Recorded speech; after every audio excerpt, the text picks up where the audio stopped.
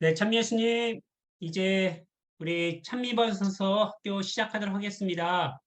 혹시 소리가 잘 들리시나요? 네, 잘 들려요. 네, 손 한번 흔들겠습니다. 안녕하세요. 네, 저는 가정생명환경위원회 위원장을 맡고 있는 김선유 타데오 신부입니다. 이렇게 많은 분들 함께 해주시고 관심 가져주셔서 진심으로 감사합니다. 찬미 받으소서 학교는 저희가 이 7년 여정을 시작하면서부터 계획했고 드디어 오늘 그 장을 열게 됩니다. 찬미 받으소서 학교는 오늘을 시작으로 교육과 나눔의 장을 지속적으로 만들어 가고자 합니다. 저희 학교 구성은 이렇습니다. 3번의 비대면 강의를 통한 테마별 교육과 그리고 함께 만나 나누는 대면으로 구성되어 있습니다. 이 대면은 구체적인 실천 사례를 나누고 배우는 시간, 그리고 참여한 분들의 소중한 의견을 수렴하고 특별히 교구 차원의 실천적인 목표도 함께 세워보는 그렇습니다. 찬미 받으셔서 여정을 함께 만들어가는 그런 장을 만들도록 구성이 되어 있습니다. 네, 첫 대면 모임은 공지드린 대로 교구 여건상 효자동 성당에서 이번에 모임을 하게 되었습니다. 네, 영동과 영북 서부지구에서 함께 하시는 많은 분들께 좀 거리상 또 죄송한 마음을 전하면서 그래서 저희가 11시에 대면 모임을 시작합니다. 그래서 30분 전에 10시 반쯤 이렇게 저희가 초대를 하고 환영을 할 예정입니다. 일찍 일찍 와주시고요. 더 늦게 시작한 만큼 실속 있고 알차게 준비하였습니다. 그리고 끝으로 주교님께서 주례하시는 마지막 미사를 동원하면서 마치고자 합니다. 네, 점심은 네, 물론 준비했습니다. 점심은 저희가 준비했으니까 오시면 좋고요. 오실 때 텀블러 가져오시는 걸 부탁을 드립니다. 그리고 무엇보다 이 5월 13일 대면 모임 때 기쁘게 하나님을 찬미하는 그런 마음, 그런 나눔하실 마음을 가지고 오시면 감사하겠습니다. 네, 이렇게 많은 분들 함께 해주셔서 진심으로 감사드리고요. 오늘 강의를 맡을 디오니오시오 신부님을 소개하면서 저는 이만 물러가도록 하겠습니다. 좋은 시간 되시고요. 네, 춘천교구 가정생명환경위원회의 자랑, 로마에서 교회신학을 공부하고 온 따끈따끈한 우리 저 디오니오시오 신부님을 소개합니다. 감사합니다. 박수로 환영해 주세요. 네, 찬미 예수님. 찬미 예수님. 네, 네, 소개받은 안유철 디오니시오 신부입니다. 네, 성산분당 주임 신부로 있고요. 우선은 시작기도 같이 바치면서 시작하도록 하겠습니다.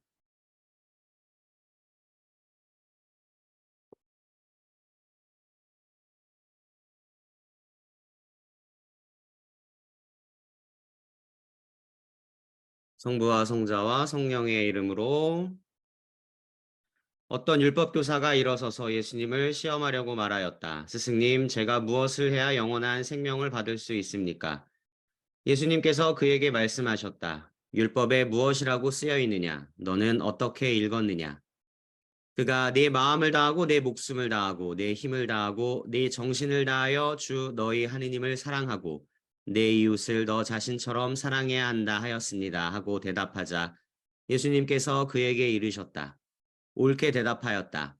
그렇게 하여라. 그러면 네가 살 것이다.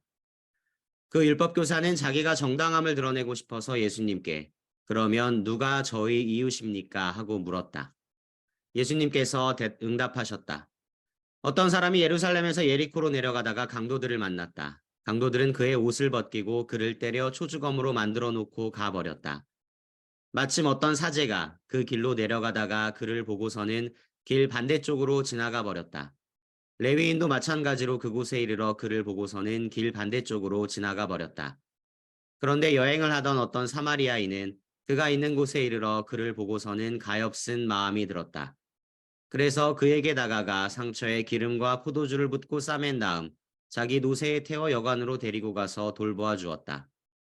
이튿날 그는 2데나리온을 꺼내 여관 주인에게 주면서 저 사람을 돌보아 주십시오. 비용이 더 들면 제가 돌아올 때에 갚아드리겠습니다. 하고 말하였다.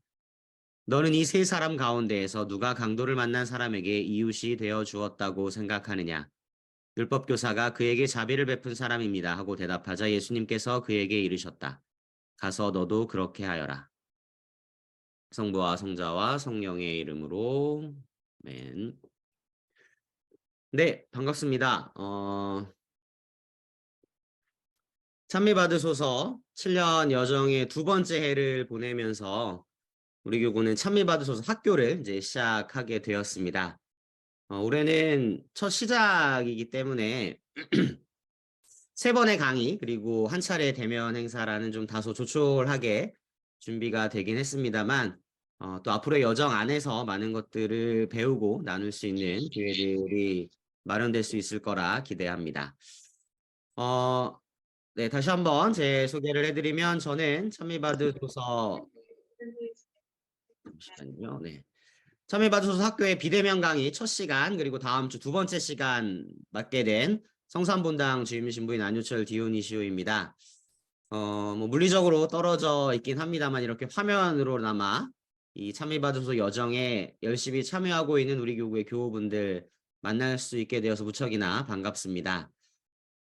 저는 지난해 5월 말까지 로마에서 한 4년 반 정도 유학생활 하다가 한국에 돌아와서 9월부터 이제 본당 신부로 지내고 있는데요.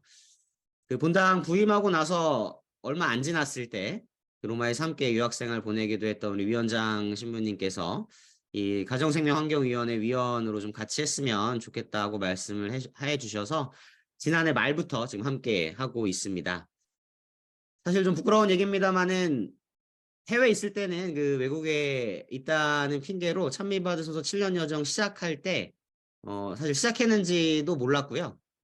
그리고 사실 지금 한국에 돌아온 뒤에 지금 생활하는 모습들 안에서도 사실 여기 계신 다른 우리 교우분들에 비해서는 좀 열심히 하지는 못하고 있다는 생각이 들긴 합니다. 아무튼 위원회 들어와서 또 오늘 이제 시작하는 이 찬미받으소서 학교를 함께 준비하면서 좀 어떤 이야기들을 나누면 좋을까 저희가 그 위원회 안에서 회의를 하면서 여러 가지 이야기들을 좀 나눴습니다. 그러면서 이 주제를 정할 때 때마침 그 프란시스코 교황님의 회칙인 이 찬미받으소서가 제가 로마에서 그 논문을 준비할 때 논문의 그 한 부분을 주요 맡고 있는 부분이기도 했었어서 그때 그 제 지도 교수님께서 말씀해 주셨던 내용이 좀 생각이 나고 그거를 중심으로 좀 잡아봐야 되겠다라고 생각을 해봤습니다. 바로 프란시스코 교황님의 어떤 그 신학적인 새로움이라고도 할 수 있는 모든 피조물과의 친교라는 주제입니다. 그리고 시작기도에서 착한 사마리아인의 비유 말씀을 읽었는데요. 여기서 율법교사는 영원한 생명을 받기 위해서 중요한 2가지 계명을 언급하죠. 우리가 아주 잘 알고 있는 사랑의 이중계명, 하느님 사랑과 이웃 사랑입니다. 그러고 나서 이어진 율법교사의 질문, 누가 저의 이웃입니까? 라는 질문이 오늘 강의의 제목입니다. 사실 이번 찬미받으소서 학교의 전체 내용을 관통하는 질문이라고도 생각합니다. 개인적으로도 제가 지금 사목하고 있는 본당에서는 올해 사목계획서의 제목으로도 삼았을 만큼 제 개인적인 올해의 화두이기도 합니다. 뭐 어찌되었든 처음에 이 제목을 보시고는 좀 의아한 생각이 드셨던 분들도 있으셨을 거라고 생각을 합니다. 그 마치 가정생명환경위원회가 아니라 정의평화위원회에서 평화학교 열대 제목으로 삼을 법한 그런 성경 구절 같죠. 흔히 우리가 가난하고 소외된 이웃들을 향해서 교회가 관심을 가져야 되겠다라는 이러한 이야기들을 할 때 자주 인용하고는 하는 성경 구절이죠.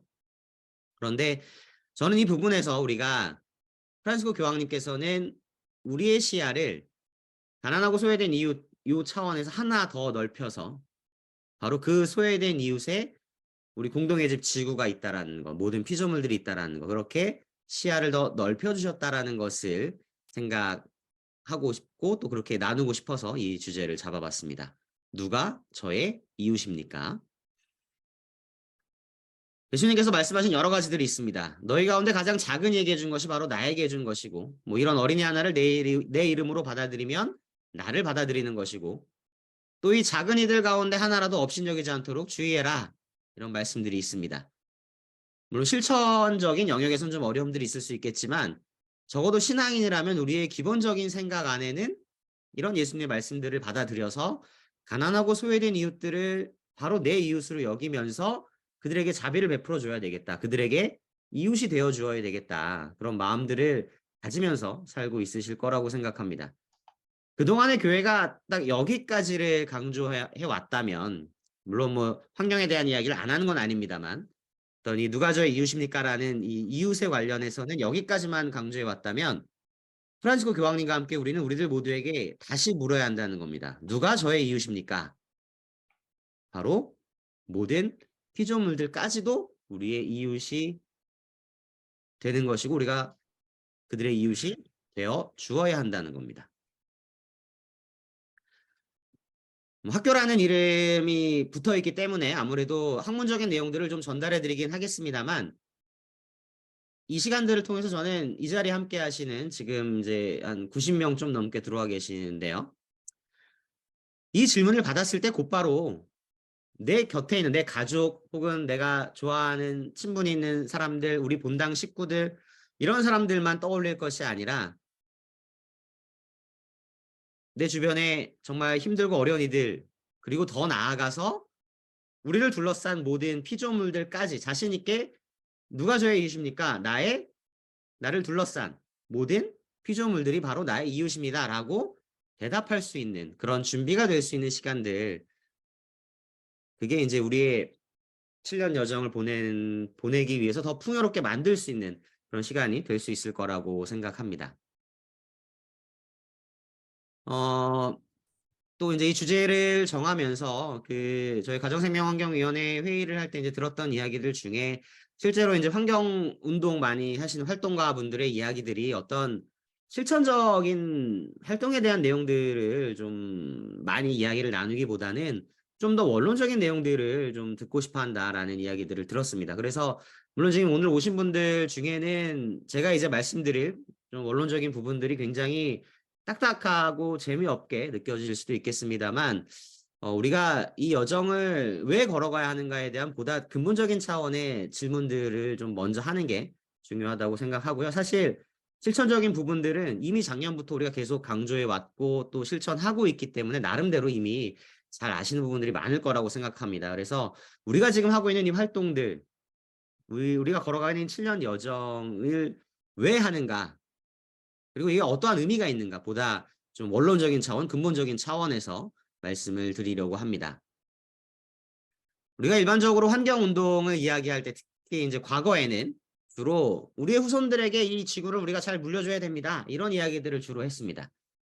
그리고 코로나 팬데믹이 일어나고 난 뒤에는 이제 이게 우리 후손들에게 물려주는 문제가 아니라 우리 자신들, 우리들에게 정말 직접적인 위기로 닥쳐왔구나라고 깨닫게 되면서 이런 현실적인 문제들 때문에 우리가 이제는 더 이상 미룰 수 없고 실천해야 되겠다라는 이야기들을 우리 교회뿐만 아니라 사회에서도 많이 하고 있습니다. 그런데 우리가 신앙인이라고 한다면 이런 현실적인 문제들 때문에 환경을 생각하고 활동하는 단계, 여기에서만 머무를 게 아니라 한 단계 더 나아가야 된다고 생각을 합니다. 그리고 그게 바로 그 한 단계 더 나아가는 것이 모든 피조물들과의 친교, 그러니까 모든 피조물들을 나의 이웃으로 받아들이고 내 몸처럼 사랑하는 것. 그러니까 이런 것 때문에 우리가 다양한 환경 운동들을 해 나가야 되겠다. 이런 모습들이 돼야 된다고 생각을 합니다. 사실 이제 사회에서는 이 환경에 대한 얘기 요즘에 많이 하고는 있습니다만 여전히 환경을 이용할 대상으로 여기는 가운데에서 좀 더 새로운 기술들을 활용해서 좀 더 잘 이용하자. 그리고 좀 더 오래 이용하자. 이렇게 해서 현대 위기를 극복하려는 모습들을 좀 많이 보게 됩니다.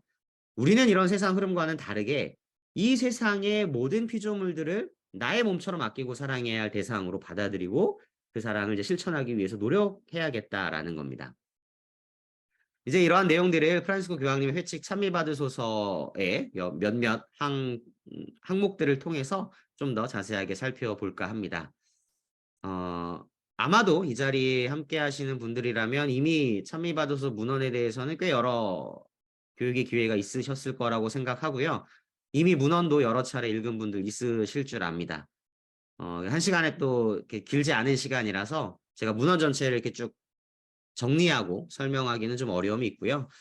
모든 피조물과의 친교라는 주제, 요 한 주제만 가지고 좀 집중해서 이야기를 나누어 볼까 합니다. 혹시 아직 뭐 문헌이 좀 익숙하지 않으신 분들은 이 찬미받은 학교 기간 중에 다시 한번 또 찬미받아서 문헌을 꼭 읽어 보시기를 권해드립니다.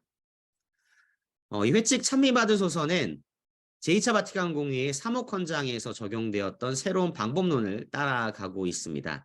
관찰, 반성, 제안이라고 하는 이 세 단계를 거치는데요. 1, 2장에서는 이 시대의 징표, 이 시대가 지금 어떠한 모습인가를 분명하게 읽어내기 위해서 살펴보기 위해서 현 시대의 모습을 관찰하는 과정을 거칩니다. 그 이어서 3, 4장에 넘어가게 되면 우리가 지금 바라본 이 현 시대의 상황이 과연 어떠한 것인가 원인을 진단하고 판단하기 위해서 신학적으로 반성을 해보는 겁니다. 그리고 5, 6장에 가면 그렇다면 우리가 이제 무엇을 할 것인가 실천적인 전망을 제시하는데요. 오늘 우리가 주로 살펴볼 것은 이제 2장의 내용입니다. 현 시대를 어떻게 교황님께서 바라보고 계시는가에 대한 부분인데요.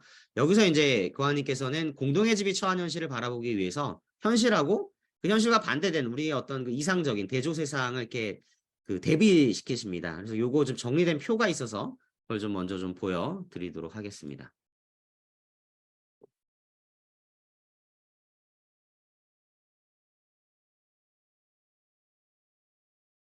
네, 이 표의 내용인데요.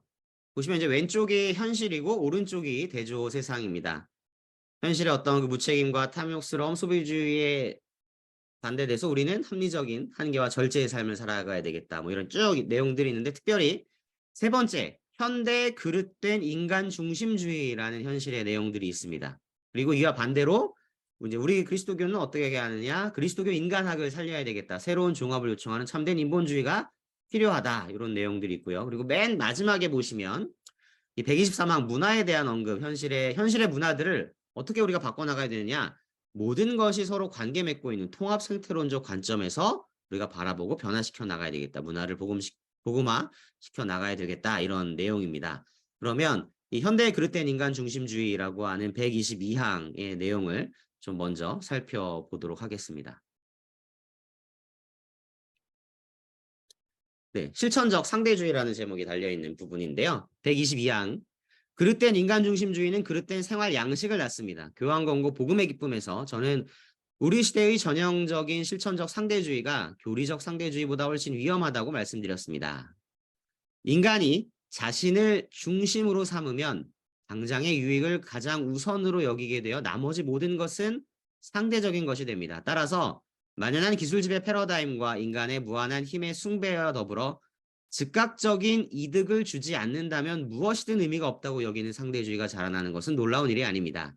이 모든 것에는 다양한 태도들이 서로를 희생시키며 살아가고 환경 훼손과 사회 부패를 낳는 논리가 담겨 있습니다.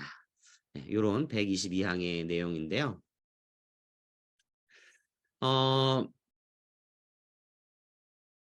교황님께서는 우리가 인간 중심으로 모든 것들을 생각하면서 즉각적인 이득을 주지 않으면 무엇인 의미가 없다고 여기는 이 상대주의에 대해서 말씀을 하십니다.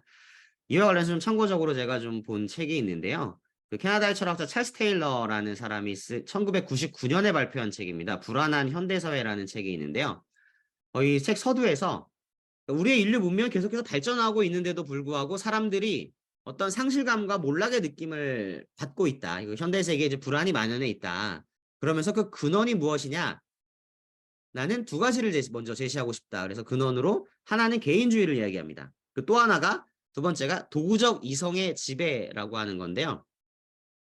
이 122항에서 교황님께서 언급하신 그릇된 인간중심주의가 이 테일러가 언급했던 도구적 이성의 지배와 매우 밀접한 관련을 맺고 있습니다. 이 도구적 이성이라고 하는 거는 우리가 어떤 주어진 목적이 있습니다. 이 목적을 달성하기 위한 수단을 어떻게 하면 가장 경제적으로 응용해낼 수 있을까를 계산할 때 의지하게 될 일종의 합리성이라는 겁니다. 그래서 최대의 효과, 가장 적절한 투자 소득의 비율이 사업 성공의 척도이다. 그러니까 우리가 일반적으로 뭐 어떤 일을 할 때 이것을 어떻게 하면 가장 돈을 적게 들이면서 가장 빨리 효율적으로 할 수 있을까를 고민하게 되죠. 이러한 어떤 일련의 이 과정들을 합리적으로 판단할 때 우리가 사용하는 것이 바로 도구적 이성이라는 겁니다. 그러니까 어떤 옳고 그름을 따지는 것이 아니라 이게 얼마나 효율적이냐, 얼마나 경제적이냐, 얼마나 우리에게 이득을 가져다 주느냐, 이런 걸 기준으로, 이런 걸 척도로 판단한다는 것이죠. 물론 이제 경제적인 부분들 또 우리가 실제 생활에서 당연히 많이 사용해야 되는 것이긴 하지만 또 이 테일러라는 사람은 우리가 인간에 의한 자연지배, 그러니까 인간이 그 전에 뭐 지금도 물론 우리가 자연재해 앞에서는 여전히 나약하고 속수무책이긴 합니다만 보다 더 자연을 우리의 편의에 맞게 이용해 나간다는 측면에서는 이와 같은 도구적 이성이 굉장히 인간을 해방시키는 측면이 될 수 있다. 인간을 좀 더 자유롭게 만들어줄 수 있다라고 긍정적으로 이야기하기도 합니다. 그렇지만 이제 테일러 같은 경우는 결국 이게 어떤 경제적인 부분, 우리가 어떤 정말 그 효율성이 필요한 부분에서는 당연히 그래야 되지만 어떤 옳고 그름의 문제까지도 경제적 논리가 앞서게 되고 이런 도구적 이성들이 앞서게 된다. 이것이 문제다라고 지적을 하는 건데요. 이 찰스 테일러가 이 책을 쓴 지 이제 25년 정도가 가까이 지나고 있죠. 여전히 도구적 이성은 우리 사회 전반에 걸쳐서 굉장히 중요하고 가장 합리적 판단의 척도라고 여겨집니다. 우리 본당에서 뭔가 일을 할 때에도 이것이 얼마나 경제적인가, 얼마나 효율적인가를 사실 많이 따지게 되죠.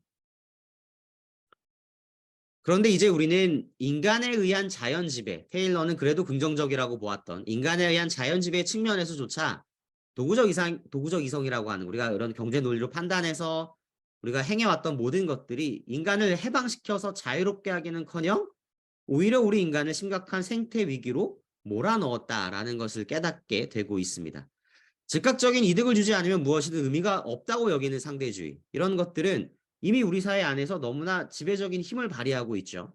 그래서 사실 우리 교회 안에서도 또 우리 사목 현장 안에서도 사실 다양하게 좀 구석구석 뿌리를 내리고 있기도 합니다. 사실 이와 관련해서 교황님께서 이미 복음의 기쁨 문헌에서 그 문제를 지적하신 바가 있습니다. 그래서 그 내용을 또 같이 한번 좀 살펴보도록 하겠습니다.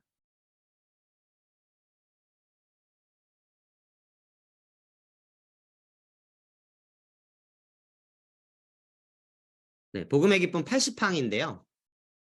이렇게 사목 일꾼들은 그들의 고유한 영성이나 사고방식에 상관없이 상대주의에 빠질 수 있습니다. 이 상대주의는 도리적 상대주의보다 훨씬 위험합니다. 이것은 그들 삶의 방식을 결정하는 가장 깊고 내밀한 선택과 관련되기 때문입니다.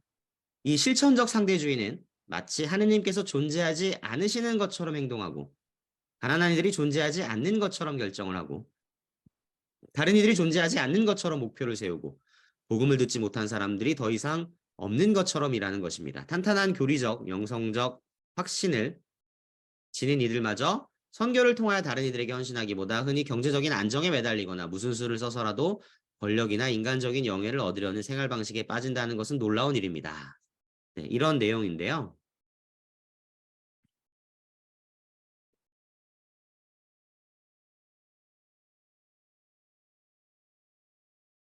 우리가 이 코로나 팬데믹을 거치면서 전 세계가 환경에 대해서 굉장히 깊은 관심을 가지게 됐습니다.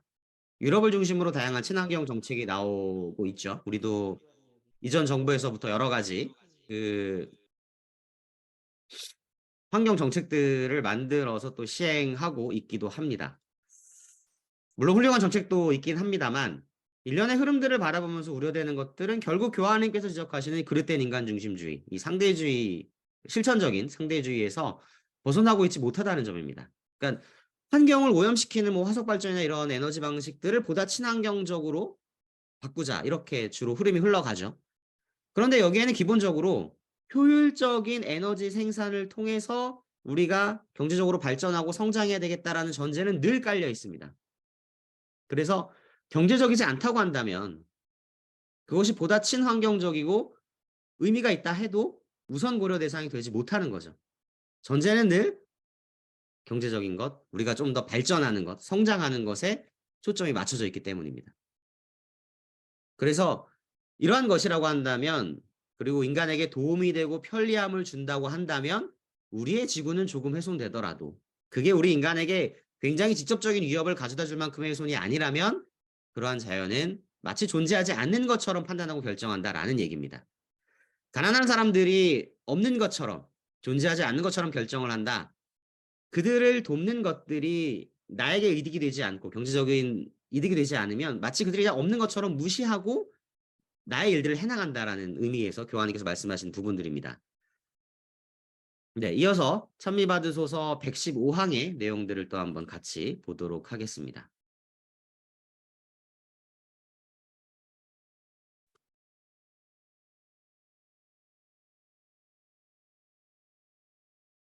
네, 인간중심주의 위기와 영해양이라고 하는 제목 아래에 나오는 부분입니다.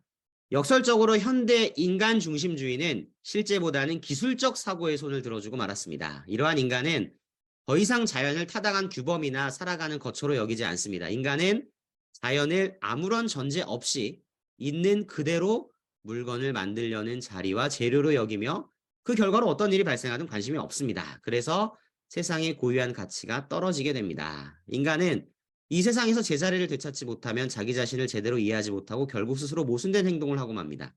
인간이 그 본래의 선한 목적을 따라 사용하도록 땅이 하느님에 의하여 그에게 주어졌을 뿐 아니라 인간도 인간 자신에게 하느님에 의하여 주어졌으며 이러한 이유로 인간은 자신이 타고나는 자연적이고 윤리적인 구조를 존중해야 합니다. 이런 내용입니다.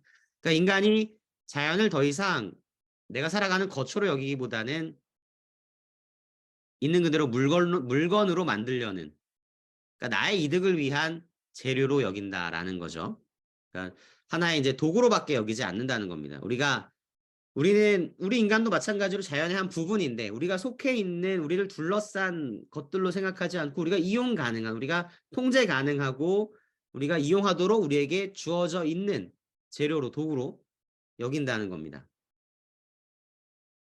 이어지는 116항에서 교황님께서는 그리스도교 인간학이 적절하게 제시되지 못한 것이 인간과 세상의 관계에 대한 오해를 낳았다고 지적을 하십니다.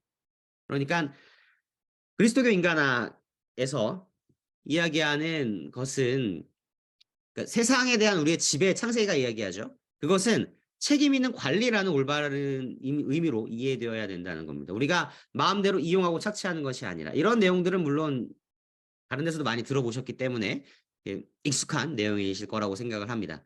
그래서 결국 환경에 대한 주제에 우리가 집중해서 이야기하고 있지만 인간이 무엇이냐, 인간은 세상과 어떻게 관계를 맺어야 하는가라는 좀 더 근본적이고 좀 더 인간학적인 그런 문제에서 고민하고 논의되어야 하는 문제라는 겁니다.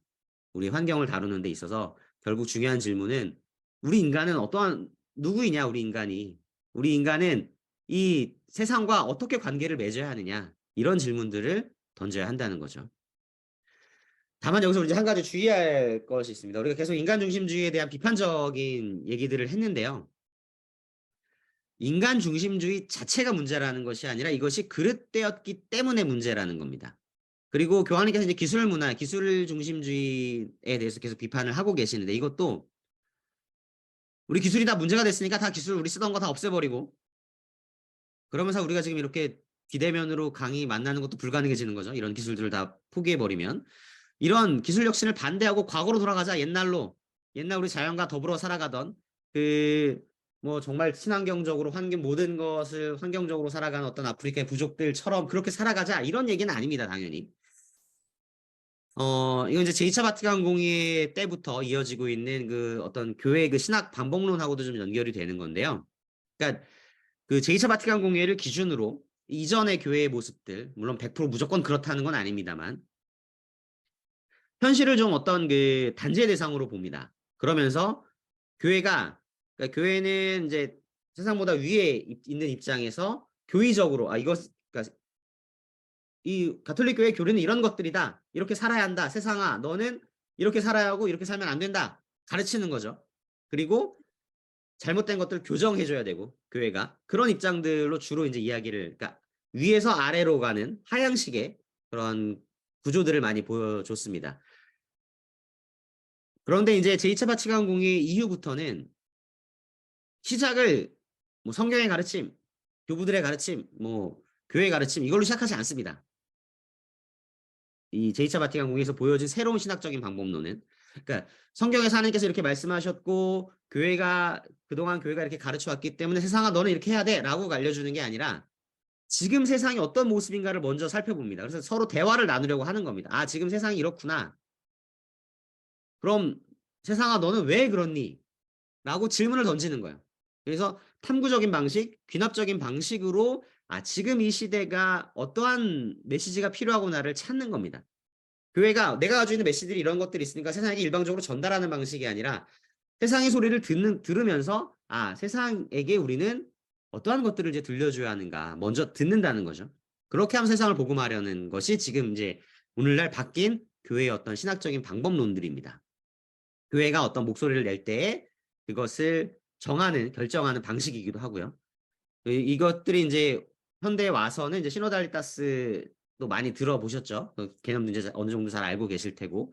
그러니까 이 시노달리타스에서 가장 중요한 것도 이제 경청의 단계이잖아요. 그러니까 많이 듣는 겁니다. 그러면서 대화를 하는. 그래서 이 시대와 관련해서도 이 환경 문제와 관련해 우리가 지적했던 어떤 그릇된 인간 중심주의라든지 어떤 기술 문화라든지 이런 것도 이런 것들 안에 어떠한 것들이 있는가를 먼저 살펴보고 대화하려고 하는 것이고, 그러면서 그러면 우리가 여기에 대해서 이러한 이야기를 해야 되겠다. 무엇이냐면 인간만이 중심이 되는 그러한 모습들로 지금 가고 있으니 인간이 나의 어떤 이익을 위해서는 뭐든지 이용해도 되는 대상으로 가고 있으니 이제 그것을 전환해서 인간도 자연의 한 일부분이라는 것을 인식하고 자연과 새로운 관계를 맺을 수 있도록, 그러니까 모든 피조물과 친교를 맺을 수 있도록 우리가 변화시켜 나가야 되겠다라고 이야기를 한다는 거죠. 그래서 어떤 기술이 무조건 반대한다거나 어떤 인간을 무조건 다 죄인처럼 여겨서 마치 무시한다거나 이런 것들이 아니라 어쨌든 결국은 이 모든 것들의 주체는 우리 인간일 수밖에 없으니까요. 우리 인간이 중심이 돼서 자연과 새로운 관계를 맺어나가라라는 방식으로 이제 이야기를 한다는 겁니다. 그리고 또 한 가지, 그래서 인간을 중심으로 모든 것들을 상대주의에 따라서 경제 논리와 효율성을 바탕으로 판단하는 우리 시대의 문화를 바꾸자는 얘기지 인간의 가치 자체를 폄하하자는 게 아닙니다. 이런 것들 좀 염두에 두시고 우리 지금 나누고 있는 내용들 계속 좀 봐주셔야 합니다. 네, 이어서 참미바드소서 119항의 내용을 좀 살펴볼까 합니다.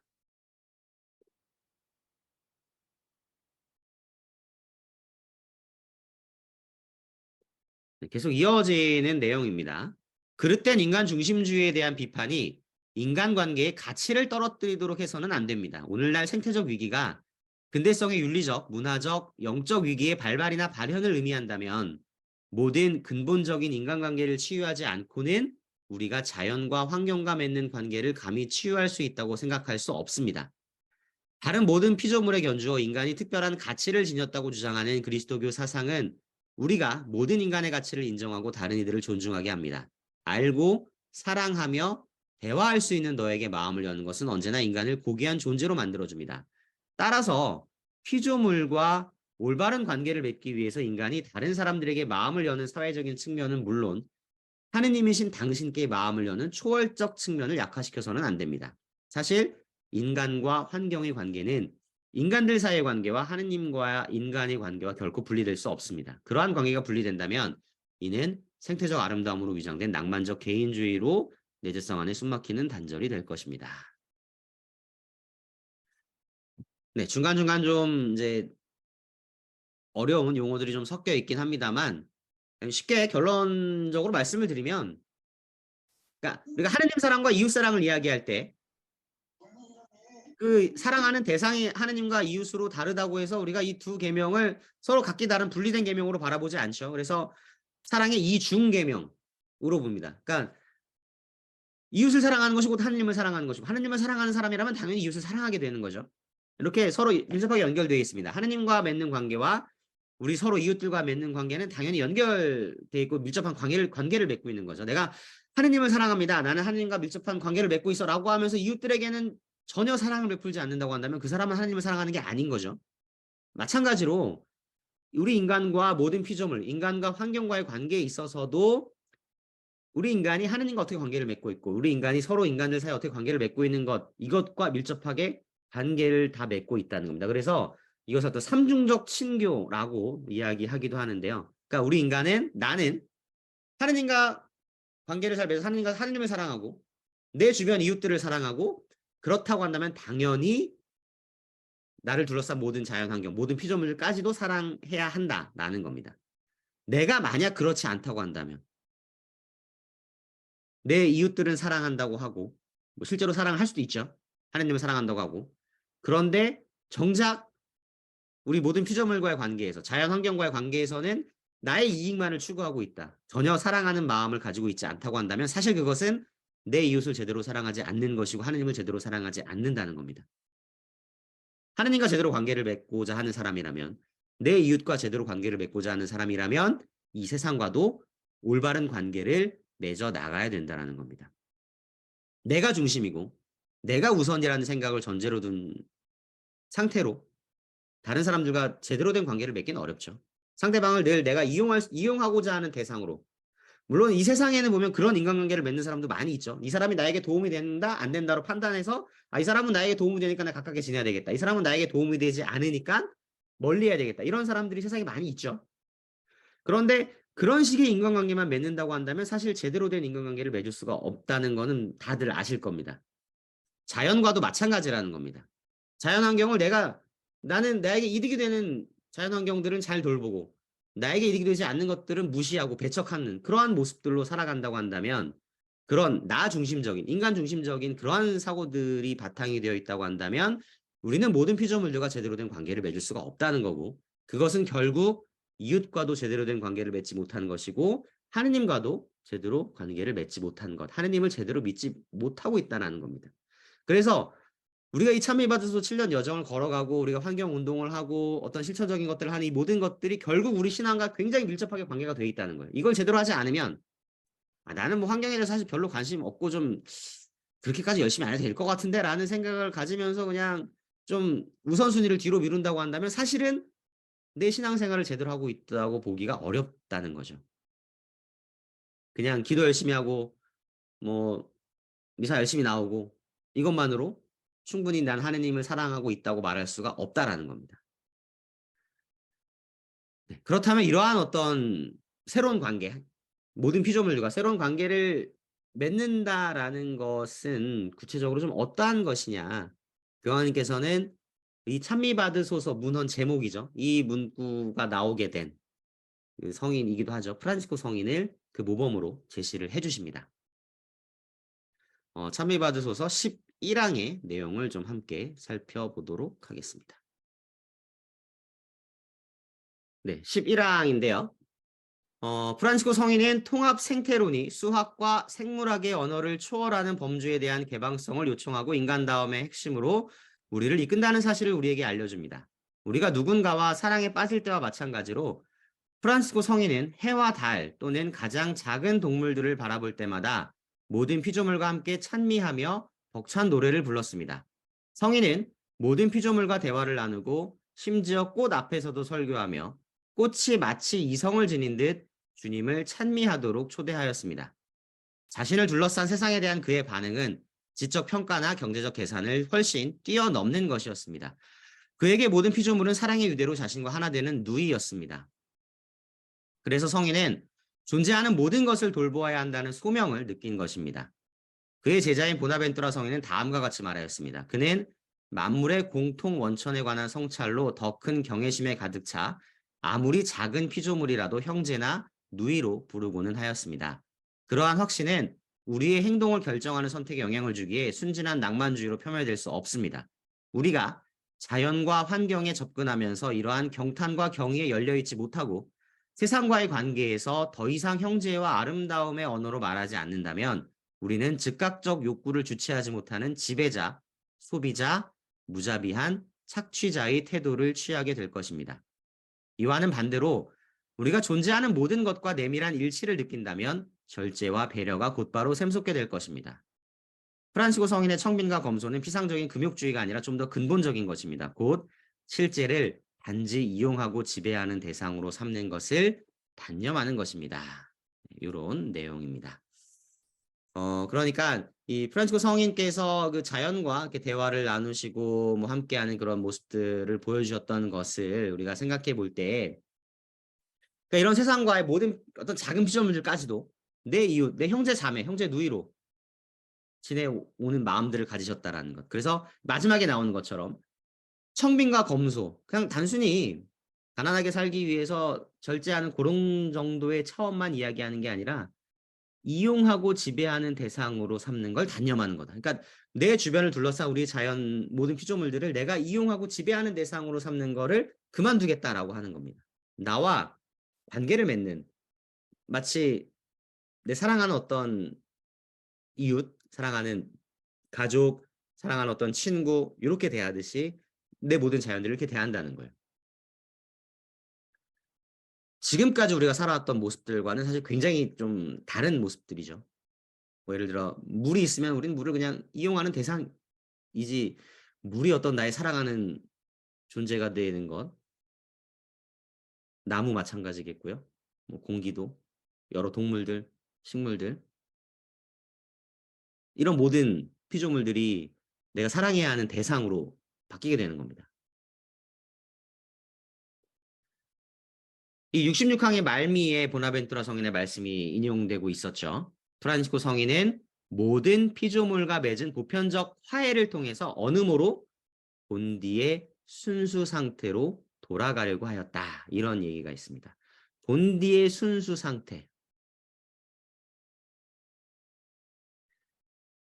그리고 그 앞에 나왔던 내용 중에 하나가 우리가 성경 안에서 세상과 우리 안에 관계가 깨진 것, 죄에 대해 이야기를 합니다. 원죄에 대한 얘기, 그리고 이 본디의 순수 상태로 돌아간다. 하느님 나라를 생각하시면 됩니다. 죄와 원죄와 이제 구원, 죄와 구원에 대한 내용들로 이 연결이 된다는 거예요. 모든 피조물과 관계를 이야기하는데, 우리가 환경을 이야기하는데 죄와 구원에 대해서도 이야기를 하게 된다는 겁니다. 그러니까 우리가 이 모든 피조물과 관계를 제대로 맺지 못한 것은 결국 하느님과 관계를 제대로 맺지 못한 것이니까, 죄라는 거는 인간이 하느님과 관계가 끊어지는 게 죄입니다. 하느님의 뜻을 제대로 따르지 않아서 하느님과 관계가 틀어지는 게 죄인데, 아까 말씀드렸듯이 이게 하느님과의 관계, 인간 사이의 관계, 모든 피조물과 관계가 다 밀접하게 연결되어 있기 때문에 모든 피조물과도 제대로 관계를 맺지 못하면 결국 하느님과도 관계를 제대로 맺지 못하는 거고, 우리가 그렇게 죄의 상태에 빠지게 된다는 거예요. 그러면 우리가 이 죄로부터 죄를 용서받고 구원되기 위해서는 어떻게 해야 되느냐? 다시 이 피조물과의 관계를 회복해서 화해해서 원래 하느님께서 태초에 우리 인간에게 주셨던 그 에덴 동산에서 만들어 주셨던 그 관계로 돌아가야 된다는 거죠. 다시 우리 처음에 시작 기도로 했던 성경 말씀으로 좀 돌아와 볼까 합니다. 하느님 사랑과 이웃 사랑을 우리가 왜 얘기를 했을까요? 영원한 생명을 받으려면 무엇을 해야 됩니까에 대한 대답이었습니다. 우리가 지금 나누고 있던 이 모든 얘기들은 결국 영원한 생명을 받으려면 뭘 해야 되느냐라는 얘기를 하고 있었다는 거예요. 그래서 찬미받으소 7년 여정의 밑바탕에 깔려있는 이 모든 피조물과의 친교를 우리가 이루어야 되겠다. 새롭게 관계를 맺어야 되겠다. 공동의 집을 잘 돌보며 이 세상에서의 삶을 살아가는 것. 물론 처음엔 그걸 이야기하는 거지만 이 세상의 지상에서의 삶만을 이야기하는 게 아니게 된다는 겁니다. 환경을 이야기하는데, 환경운동을 이야기하고 환경보호를 이야기하는데, 지금 우리가 사는 이 세상만을 얘기하는 게 아니고 결국은 영원한 생명, 영원한 행복, 하느님 나라까지도 함께 이야기하게 된다라는 거예요. 하느님을 사랑하고 이웃을 사랑하고 그래서 모든 피조물을 사랑하고, 이 세 가지 사랑의 어떤 삼중계명이라고도 할 수 있겠습니다만, 마침내 그래서 우리가 본디의 어떤 순수한 모습, 원래 원죄 이전에 하느님께로부터 구원될 수 있는 깨끗한 상태로 회복이 되고, 그래서 하느님과 영원한 생명을 누릴 수 있는, 영원한 행복을 누릴 수 있는 종말론적인 희망하고도 연결이 된다라는 거예요. 우리 신앙의 가장 핵심이며 근본 목적은 영원한 생명이죠. 이 영원한 생명을 얻기 위해서 우리는 모든 피조물들과 새로운 관계를 맺지 않을 수 없다는 겁니다. 천국 가려면 어떻게 해야 되느냐? 그냥 기도 열심히 하고 뭐 착한 일 좀 많이 하면 갈 수 있겠지? 라고만 생각하는 단계에서 이제 끝나는 게 아니라는 거예요. 우리의 지구, 우리 환경, 모든 피조물들과도 제대로 관계를 맺어서 그들까지도 사랑해야 우리는 하나님 나라에 갈 수 있는 어떤 그 준비된 사람, 혼인 예복을 갖춘 사람이 된다라는 거죠. 하나님께서 우리를 불러주시고 초대해 주셨는데 하나님 나라로 그 초대에 응답할 때에 모든 피조물들은 배제하고 우리 자연을 배제하고 우리 환경을 배제하고서 그냥 내가 사랑하고자 하는 어떤 이웃들, 사람들 요렇게만 사랑하는 걸로는 충분하지 않다는 이야기입니다. 네, 240항 참미받아서 240항의 내용을 좀 함께 보도록 하겠습니다. 이제 거의 이제 마지막 부분인데요.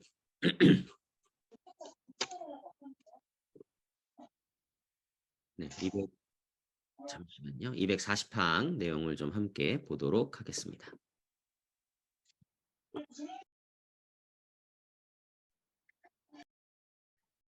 네.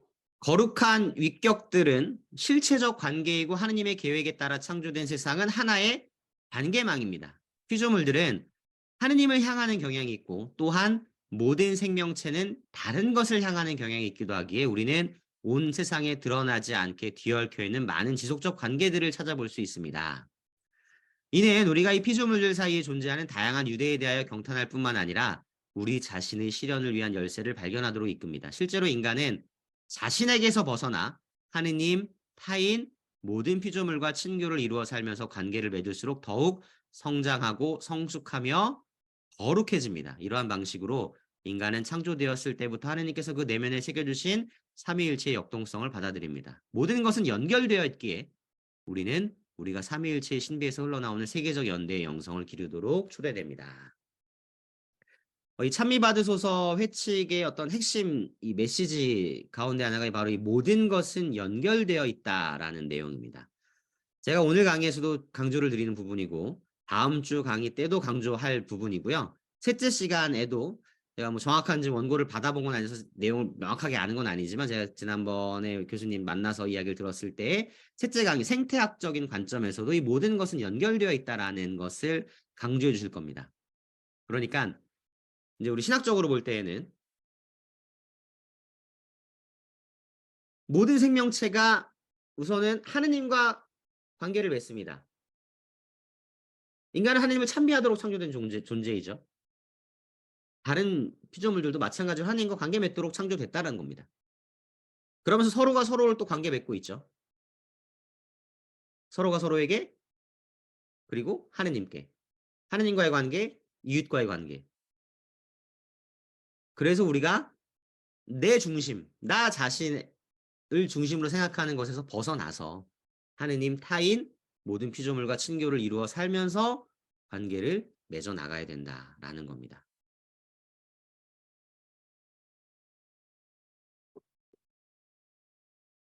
그리고 이럴 때 이런 것들이 이제 어떤 사랑의 실천이고 영원한 생명을 위한 우리 응답이고 말씀드렸는데 240항에 얘기하는 것. 그렇게 할 때 인간은 더욱 성장하고 거룩해진다라고 했습니다. 하느님의 나라를 향해 걸어가는 어떤 그 신앙 여정이 있죠, 우리가. 점점 덕을 쌓아가고 그래서 믿음을 더해가고 희망을 더 키워나가고 하느님의 사랑을 더 키워나가는 이런 어떤 그 덕을 쌓아가는 여정들이 있습니다. 이러한 신앙 성숙의 여정에서도 모든 피조물들과 관계를 잘 맺으면 맺을수록 나 자신에게서 벗어나서요. 그럴수록 우리가 더욱 성장하게 되고 마침내 거룩하게 돼서 우리가 구원받을 어떤 그 준비된 사람으로 변화가 된다라는 겁니다. 그 춘천지구에서 제가 그 레지오 단원분들 대상으로는 한번 그 종말론 강의를 제가 한 적이 있어서 그때 그 뒷부분에 좀 말씀을 드렸던 내용이기도 한데요. 우리가 이제 희망하는 하느님 나라가 있죠. 나랑 하느님하고 단둘이 있는 게 하느님 나라가 아니겠죠. 모두가 함께하는 것이 하느님 나라입니다. 거기에는 당연히 내가 좋아하는 사람, 내가 사랑하는 사람들도 있겠지만 정말 왼수 같은 인간들도 있습니다. 근데 그가 여전히 나에게 왼수라면 내가 여전히 그를 용서하지 못하고 여전히 그가 나의 어떤 마음을 괴롭히고 내가 정말 미움을 갖게 만드는 그런 사람의 관계가 여전히 계속되고 있다면 내가 그만큼 너그러워지고 자비로워져서 그 모든 이들을 받아들일 수 있는 원수들까지 사랑할 수 있는 상태가 되지 못했다면 내가 아무리 하느님과 함께 있어도 그 시간들이 결코 하느님 나라일 수 없겠죠. 사랑만이 가득하고 평화만이 가득한 공간이 될 수가 없으니까요. 같은 맥락에서 모든 피조물과 관계도 우리가 그렇게 되지 못했다고 한다면 우리는 아직 하느님 나라에 있지 못한 연옥의 정화 과정을 견디고 있는 그 과정일 수밖에 없다는 겁니다. 하느님 나라는 아무것도 존재하지 않는 무의 상태에서 그냥 인간들만 동동동동 떠다니면서 하느님과 함께하는, 그러니까 하느님 나라의 마지막 완성 때에 땅도 없어지고 물도 없어지고 새도 없어지고 동물도 다 없어지고 인간만 딱 남아서 인간만 부활해서 하느님과 딱 이렇게 이루어지는 것은 아닐 겁니다. 그렇다면 새하늘 새 땅 이런 얘기 성경에 나오지 않았겠죠. 우리의 세상, 지금 우리가 살고 있는 바로 이 세상이, 이 지구가 혹은 이 우주가 하느님의 뜻에 맞는 모습으로 완성되는 겁니다. 변화되는 거죠. 모든 것들이 하느님 뜻에 맞게 돌아가도록, 움직이도록. 그래서 모든 피조물이 함께하는 세상이라는 겁니다. 그래서 모든 피조물을 내가 다 아직 못하고 있다고 한다면, 그렇다면 나는 아직 하느님 나라에 들어갈 준비가 안 돼 있는 사람인 거죠. 그래서 결국 우리가 하느님 나라에 가기 위해서, 영원한 생명을 누리기 위해서는 이렇게 피조물들과 제대로 된 관계, 새로운 올바른 관계, 모두를 사랑할 수 있는 그런 마음들을 가지도록 노력해 나가야 된다는 거예요. 하느님, 그러니까 나 자신에게서 벗어나서 하느님, 타인, 모든 피조물과 진정한 삼위일체적인 친교를 이룰 수 있는 존재가 될 수 있도록 우리가 하루하루 노력해 나가야 된다는 거죠. 그게 이제 우리가 희망해야 할 이 세상의 종말입니다. 그래서 지금 우리가 이 참미바소 여정을 걸어가는 것도 결국은 이 영원한 생명을 향한 우리 여정 이 가운데 있다라는 거예요. 어떤 우리가 영원한 생명을 향해서 걸어가는 신앙 여정이 있고 따로 우리 환경을 위한 길이 이렇게 따로 있는 게 아니라 같은 길이라는 겁니다. 그리고 그렇기 때문에 같은 길이기 때문에 이 참미바소 여정을 제대로 걸어가지 않으면 우리는 영원한 생명을 향한 신앙 여정도 제대로 걸어가고 있다고 하기가 어렵다는 거고요. 네, 이제 거의 시간이 다 됐는데요. 마무리하면서 244항의 내용을 살펴볼까 합니다. 거의 이제 결론 부분의 내용입니다.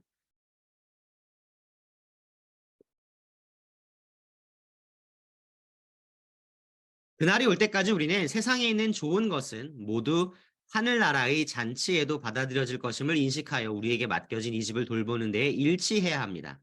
우리는 모든 피조물과 함께 하느님을 찾아 이 땅에서 걸어가고 있습니다. 이 세상에 시작이 있다면, 또 세상이 창조된 것이라면 우리는 시작하신 분, 창조주이신 분을 찾아야 하기 때문입니다. 노래하며 걸어갑시다. 이 지구를 위한 우리의 투쟁과 염려가 결코 우리 희망의 기쁨을 앗아가지 못합니다. 이런 내용입니다. 우리는 모든 피조물과 함께 하느님을 찾아 이 땅에서 걸어가고 있습니다.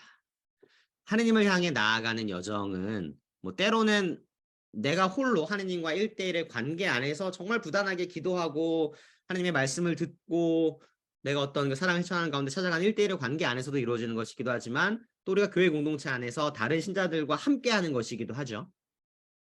같은 맥락에서 우리 모든 피조물들과도 함께 걸어가는 것이라는 겁니다. 그러니까 그들도 마찬가지로 우리 신앙 여정의 동반자들이라는 거죠. 네, 첫 시간에서 회칙 참미바소서를 통해서 우리 참미바소서 7년 여정이 단순히 그냥 우리 환경을 돌보는, 우리 이 지구를 잘 돌봅시다, 이런 정도의 차원에만 머무는 것이 아니라 우리 신앙의 보다 근본적인 측면에서, 그러니까 하느님을 사랑하고 이웃을 사랑하는 우리 신앙의 가장 핵심적인 계명을 지키는 것, 그리고 종말론적 희망을 향해 나아가는 우리 신앙 여정의 핵심이다라고 말씀을 드렸습니다. 영원한 생명을 향해 나아가는 우리 여정 안에서 모든 피조물과도 우리가 새로운 관계를 맺어서 참된 이웃사랑을 실천해 나가야 한다는 겁니다. 누가 저의 이웃입니까? 바로 모든 피조물들이 나의 이웃이라는 겁니다.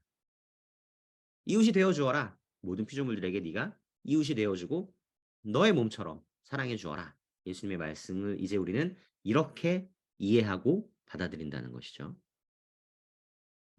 구약의 이스라엘 백성들이 누가 나의 이웃입니까? 라고 할 때 그것을 이방인들을 제외한 이스라엘 민족만으로 한정해 왔다면, 신약에 예수님께서 말씀하실 때에 그 당시에 그 말씀을 들었던 사람들이 이것이 이제 모든 인간으로 확장되었구나라고 생각해 왔다면 이제 우리는 이 모든 것들이 단순히 인간만을 이야기하지 않고 모든 피조물들로 확장되는구나라고 이해해야 한다라는 겁니다. 네, 이번 시간은 이렇게 마무리를 하고요. 다음 시간 우리 포스터에도 나가고 안내해드린 대로 오늘 같은 복음이죠. 같은 복음 말씀의 마지막 구절인 가서 너도 그렇게 하여라 라는 성경 구절입니다. 딱 말씀만 봐도 이제 좀 더 실천적인 내용이겠구나라고 생각을 하실 수 있을 텐데요. 그렇다고 해서 완전히 실천적인 내용들을 다루는 건 아닙니다.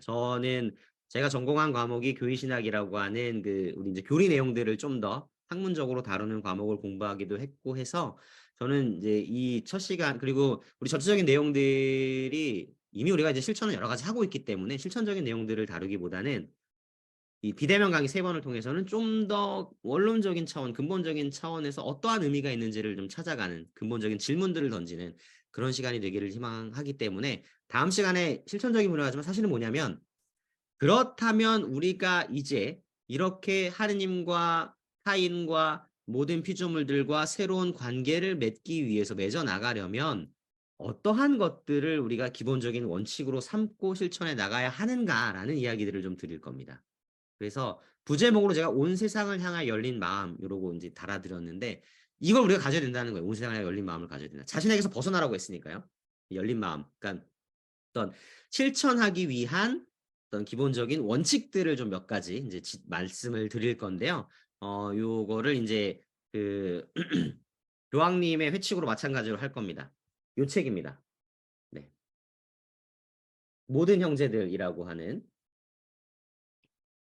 보신 분들도 있으시고 사실 저희가 복음의 기쁨 프란치스코 교황님의 복음의 기쁨이나 찬미 받으소서 두 문헌에 비해서 그 이후에 이게 2020년에 나온 거거든요. 지금 아직 나온 지 이제 3년 채 안 된 굉장히 최근 문헌인데 상대적으로 좀 덜 강조를 하긴 했어요. 그러니까 특히나 이제 찬미받아서 여정을 걸어가는 게 중요하다 보니까 찬미받아서 이후에 지금 새 문헌 모든 형제들이 2020년에 나왔음에도 아직까지 우리가 찬미받아서 계속 열심히 보고 있는 것이고 그래서 좀 아마 생소한 분들도 있으실지 모르겠습니다. 이 문헌이 또 물론 이제 또 열심히 한 분들 중에는 이미 읽어보신 분도 있으실 거라 생각을 하고요. 이 모든 형제들이란 문헌 자체는 사실 그 찬미받으소서와 물론 이제 어떤 연결점은 있습니다만 그렇지만 어떤 환경과 어떤 생태 이런 것들을 다루는 문헌은 아니고요.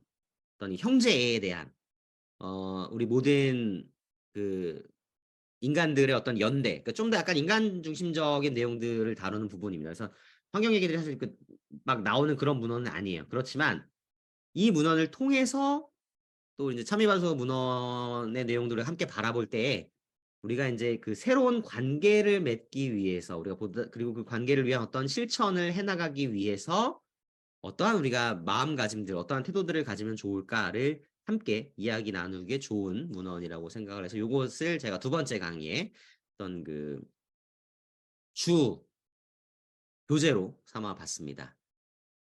이제 다음 주 바로 일주일밖에 남지 않은 시간이고 지금 마지막 기준으로 한 100명 정도 들어오셨고 신청한 인원은 200명이 넘었다고 들었어요. 그래서 지금 이제 녹화를 하고 있는데 이게 녹화된 걸로 보시는 분 나머지 100분 정도는 아마 녹화된 걸로 좀 뒤늦게 보시게 되겠죠.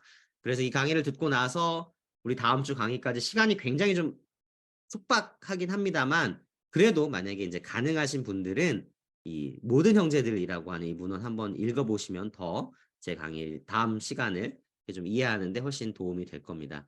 아무래도 뭐 아시겠지만 교황님 문헌 비교적 그래도 프란치스코 교황님 문헌은 좀 쉬운 편이긴 한데요. 그래도 문헌이라는 것들이 좀 굉장히 신학적인 내용들 어려운 용어들도 많고 해서 좀 이렇게 그냥 딱 읽었을 때 무슨 의미인지가 확 바로 들어오진 않잖아요. 그러니까 이제 시간 좀 되시면 미리 좀 이렇게 읽어보시면 좋겠습니다. 이거 책으로 있으신 분들은 책으로 보시면 좋고 이북으로도 제가 지금 계속 화면 공유해드리는 것처럼 인터넷으로도 보실 수 있으니까요. 가능한 분들은 다음 시간에는 이제 모든 형제들 한번 또 읽어오시면 더 좀 풍요롭게 강의 함께 하실 수 있을 겁니다.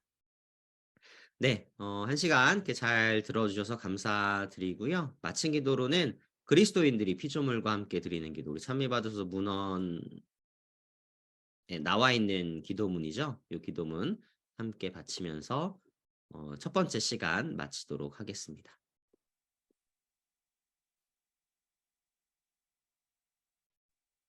성부와 성자와 성령의 이름으로 아멘. 하느님 아버지, 모든 피조물과 함께 찬미하나이다. 전능하신 성부께서 손수 빚으신 모든 피조물은 아버지의 것이고 아버지의 효준과 자애로 충만하나이다. 찬미 받으소서. 하느님의 아들님이신 예수님, 만물이 당신을 통하여 창조되었나이다. 성자께서는 성부 마리아께 잉태 되시어 이 땅에 속하셨으며 인간의 눈으로 이 세상을 바라보셨나이다. 성자께서는 오늘도 부활의 영광 안에서 모든 피조물 안에 살아계시나이다. 찬미 받으소서. 성령님, 성령께서는 당신의 빛으로 이 세상을 아버지의 사랑으로 이끄시며 고통 가운데 신음하는 모든 피조물과 함께 하시나이다. 성령께서는 저희 마음 안에 머무르시어 저희를 선으로 이끄시나이다. 찬미 받으소서.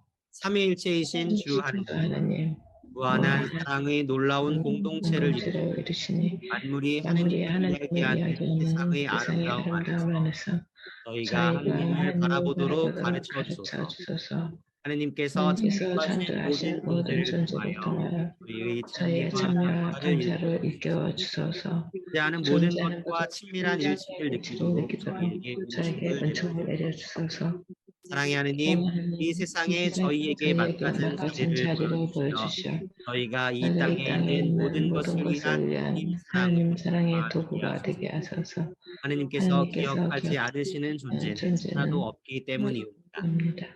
권력과 재물을 가진 이들을 깨우치시어 무관심의 죄에 떨어지지 않게 하시고 공동 선을 사랑하며 약한 이들을 도와주고 저희가 살아가는 이 세상을 돌보게 하소서. 가난한 이들과 죄가 부르짖고 있나이다. 주님의 힘과 빛으로 저희를 붙잡아 주시어 저희가 모든 생명을 보호하며 더 나은 미래를 마련하여 평화와 사랑과 아름다움이 하느님 나라가 오게 하소서. 찬미 받으소서. 아멘. 성부와 성자와 성령의 이름으로 아멘. 네, 고생하셨고요.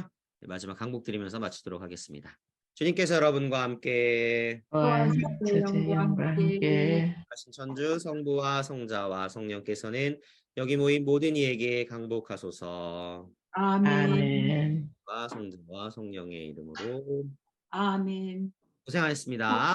고맙습니다.